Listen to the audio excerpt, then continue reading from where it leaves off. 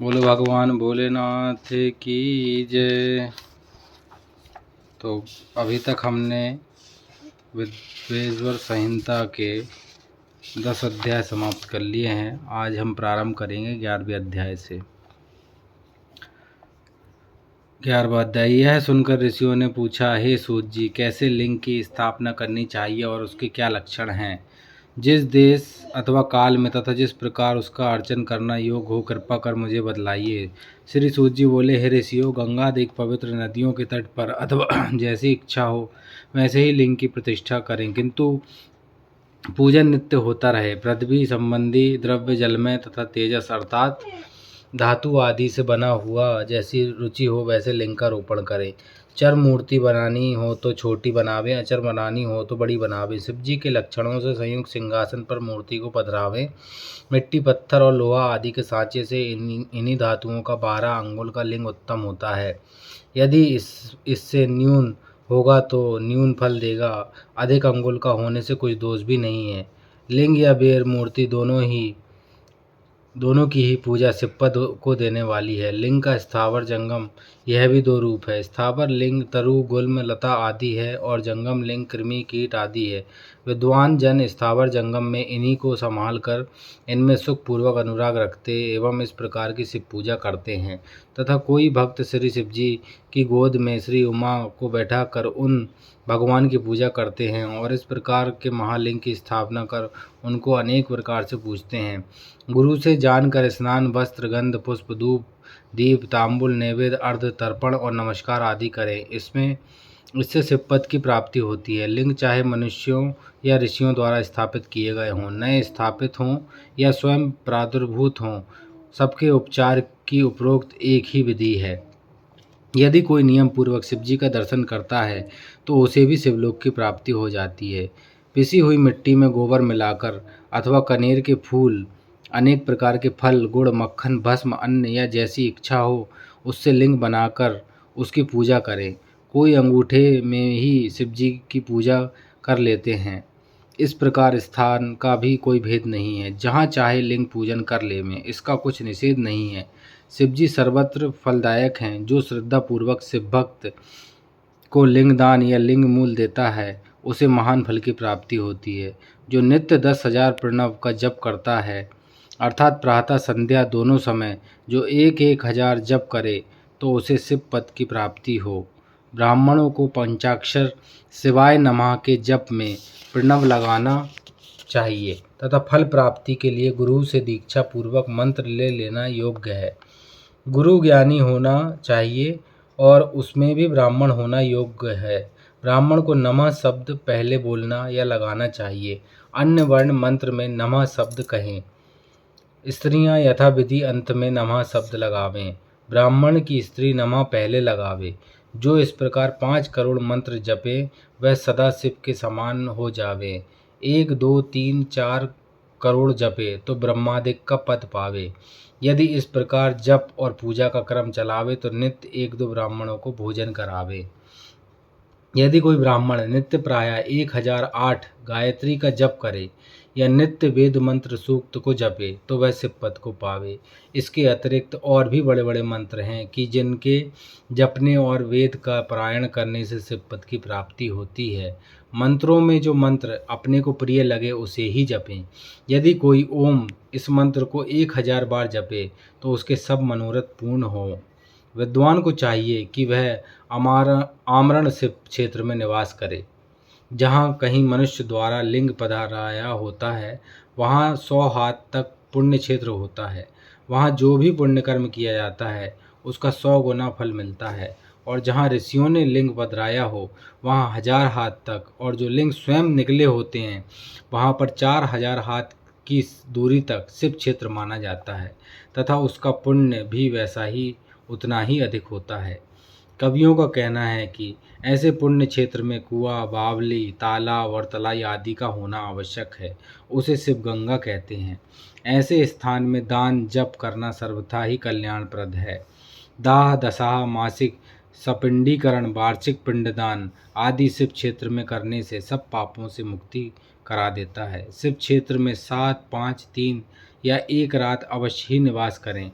वर्णानुसार इसका भी उत्तम फल प्राप्त होता है। सकाम से तुरंत सिद्धि और निष्काम से शिव पद की प्राप्ति होती है। विशेषकर कलयुग में तो और भी सरल है। इतना सुनकर ऋषियों ने कहा, हे सूत जी, अब हमें ऐसी सभी पुण्य क्षेत्रों का वर्णन संक्षेप में सुनाइए कि जिनका सभी स्त्री पुरुष आश्रय लेकर शिव पद को प्राप्त करते हैं। हे योगियों में श्रेष्ठ, इन क्षेत्रों का आगमन कैसे हुआ, यह भी हमें सुनाइए। सूत जी ने कहा, हे ऋषियों, क्षेत्रों का आगमन जैसे हुआ वह सब श्रद्धा सहित सुनिए। 12वां अध्याय। शिवजी बोले, हे बुद्धिमान ऋषियों, मुक्तिदायक शिव क्षेत्रों को सुनिए। गहन वनों और पर्वतों से युक्त इस भूमि का 50 करोड़ एक ऐसा विस्तार है कि जिस पर इस विस्तृत जगत में इसके निवासियों के कल्याणार्थ जहाँ तहाँ श्री शंभु भगवान ने कृपा कर अपने क्षेत्र की कल्पना की है। इसके अतिरिक्त ऋषियों और देवताओं के ग्रहण और परिग्रहण से लोकक्षरार्थ स्वयं भी प्रकट हुए हैं। अनेक ऐसे क्षेत्र हैं जिनमें सर्वदा स्नान, दान और जप आदि करना योग्य है और ना करने से दुख, दारिद्र्य तथा गूंगेपन का विकार मनुष्य को घेर लेता है। अहो, ऐसे भारतवर्ष में प्राण विसर्जन करने वाला मनुष्य ब्रह्मलोक को प्राप्त कर पुनः मनुष्य योनि को प्राप्त करता है। क्षेत्र में पाप करना वज्र की तरह दृढ़ हो जाता है। अतएव हे मुनियों, पुण्य क्षेत्र में निवास करने पर किंचित भी पाप न करें और जैसे भी हो सके मनुष्य को चाहिए कि वे सर्वदा पुण्य क्षेत्र में ही निवास करे। गंगा आदि नदियों के तट पर अनेकों तीर्थ हैं। 60 मुख वाली सरस्वती नदी बड़ी ही पुनीत है। उसके तट पर निवास करने वाला ब्रह्म पद को प्राप्त होता है। हिमालय से निकली सतमुखी गंगा नदी पतित पावन है, उसके तट पर वास करें। अथवा काशी आदि अनेक पुण्य क्षेत्र हैं कि जिनमें जाकर बसें। सोनभद्र के तट पर बसें, उसमें स्नान करने और ब्रह्म व्रत वहाँ व्रत करने से गणेश पद प्राप्त होता है। महानदी नर्मदा के तट पर बसें, जो 24 मुखों वाली और वैष्णव पद प्रदान करने वाली है। 12 मुखों वाली तमसा नदी, 10 मुख वाली रेवा नदी और महापुण्यदायक गोदावरी नदी के तट पर बसें, जहाँ की बसने से ब्रह्म हत्या तथा गो हत्या का भी पाप नाश हो जाता है। यह 21 मुख वाली गोदावरी रुद्रलोक को देने वाली है। इसके अतिरिक्त 18 मुख वाली कृष्णा वेणी नदी विष्णु लोकदायक, 10 मुखी तुंगभद्रा ब्रह्मलोकदायक और सुवर्णमुखी नदी जो 9 मुखों वाली है और जो ब्रह्मलोक से च्युत हुए प्राणियों को अपने तट पर जन्म देती है, तथा सरस्वती, पंपा, जन्या, श्वेत नदी, महापुण्या, कावेरी जैसी 27 मुख हैं। ये सभी पुण्यदा, शुभप्रद और स्वर्गदायक हैं तथा इनके तट ब्रह्मा और विष्णु के देने वाले हैं। ये सभी पुण्य क्षेत्र शिवलोकदायक और शिव संबंधी अभिष्ट फलदायक हैं।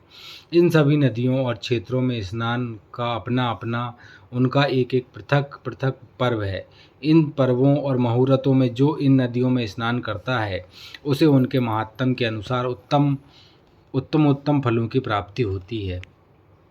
यदि सदाचाराचर, सद्वृत्ति और सद्भावना से बुद्धिमान पुरुष इन नदियों के तट पर निवास करता है तो उसे अनेकों प्रकार की ऋषि सिद्धि प्राप्त होती हैं। किंतु ऐसे पुण्य क्षेत्रों में थोड़ा भी किया हुआ पाप मनुष्य के बड़े से बड़े पुण्य का नाश कर देता है और जब उतने ही समय तक उनके लिए प्रायश्चित करने तब वह क्षय होता है, क्योंकि पुण्य ही ऐश्वर्य को देने वाला है। कायिक वाचिक पाप तो शीघ्र नष्ट हो जाते हैं, परंतु मानसिक पाप वज्र लेप के समान होता है, जो कल्पांतर तक नहीं छूटता और वह केवल ध्यान से ही छूटता है। जब ध्यान और तप से सब शरीर को सुखावें, तब कहीं उन्हें छुटकारा प्राप्त होवे। पुण्य पाप के 3 चक्कर हैं, बीज, वृद्धि और भोग। ज्ञान द्वारा इन तीनों को घटाया बढ़ाया जा सकता है, परंतु इस प्रकार के प्रयत्न की आवश्यकता ही क्या है। ना पाप करेगा, ना उनको समन करने का यह यत्न करना होगा।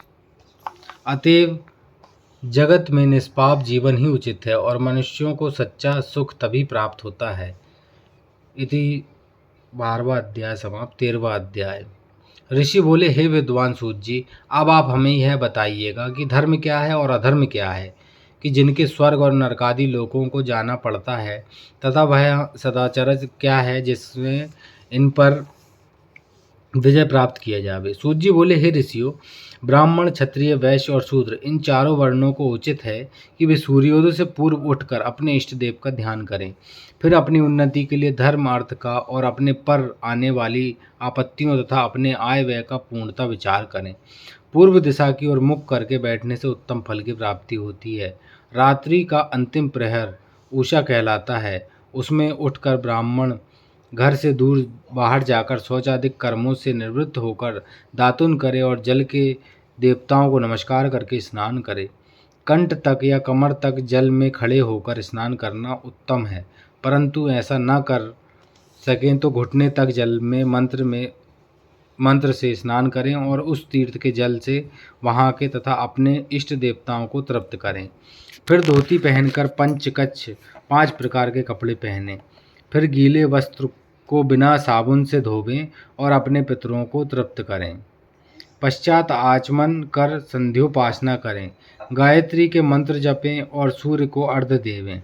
प्रातःकाल सूर्यानुवाक से और संध्या में अग्नि अनुवाक से प्रोक्षण करें। संध्या समय पश्चिम की ओर मुख करके तथा प्रातः एवं मध्याह्न समय में अंगुलियों से तीर्थ देवताओं को जल देवें। फिर अंगुलियों से छिद्र से सूर्य भगवान को अस्त होता देखें और प्रदक्षिणा कर शुभ आचमन करें। संध्या से पहले संध्या न करें, समय से संध्या हो जाने पर ही संध्या करनी योग्य है। नित्य प्रति जितना जाप करना हो उससे 100 गायत्री अधिक जपें। गायत्री जपने का यह प्रमाण है कि 10 दिन में 1 लाख गायत्री का जप पूरा करें। इस प्रकार देवताओं को तृप्त करने से अर्थ की सिद्धि होती है और जीव और ब्रह्म को जानकर प्रणव का नित्य अभ्यास करें और यह समझें कि रुद्र भगवान की तीनों लोकों की सृष्टि के रचयिता, स्थितिकर्ता और संहारता हैं। इस प्रकार उनमें ज्ञान, कर्म, मन और बुद्धि लगा देने से वे परमात्मा भोग, मोक्ष और धर्म तो देते ही हैं, साथ ही ब्रह्म पद भी प्रदान करते हैं। ब्राह्मण को उचित है कि वह नित्य 1000 गायत्री मंत्र जपे। सो अहम भावना से जप करता हुआ जीव को परम ब्रह्म परमेश्वर से जोड़ देवे। इस प्रकार 1000 बार का जप ब्रह्म पद को और 100 का जप इंद्र पद देने वाला है। यथा इसमें कमती बढ़ती जप अपनी रक्षा के लिए ब्राह्मण योनि प्राप्त होने के लिए है, परंतु नित्य सूर्य के सम्मुख जप करना चाहिए। 70 वर्ष तक नियम पूर्वक ऐसा जप करें, फिर संन्यास ले नित्य प्रातःकाल 12,000 ओमकार का जप और हिसाब करके महीने भर में 1.5 लाख का जप पूरा करें, कम न हो, तभी वह सच्चा सन्यासी है। जो इस प्रकार मंत्र ग्रहण करता है उसके सभी दोष शीघ्र ही दूर हो जाते हैं, अन्यथा वह रौरव नरक में जाता है।